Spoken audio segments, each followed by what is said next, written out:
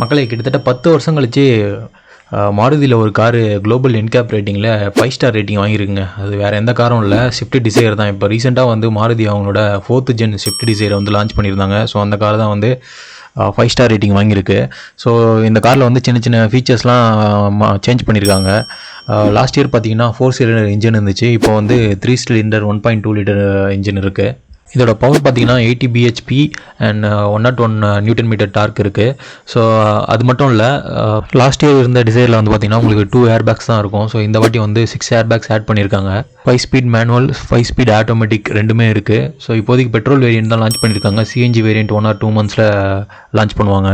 இந்த வெஹிக்கிளோட பூட் ஸ்பேஸ்ன்னு பார்த்தீங்கன்னா நமக்கு 383 லிட்டர்ஸ் கிடைக்குது. ஸோ இந்த வெஹிக்கிளோட எக்ஸ்ஷோரூம் ப்ரைஸ் பார்த்தீங்கன்னா 6.7 லேக்கில் ஸ்டார்ட் ஆகி 10.5 லேக்ஸ் வரைக்கும் போகுது. இந்த மாதிரி நிறைய கார் ரிலேட்டட் வீடியோஸ் பார்க்க நம்ம சேனலை ஃபாலோ பண்ணி வச்சுக்கோங்க. தேங்க்யூ.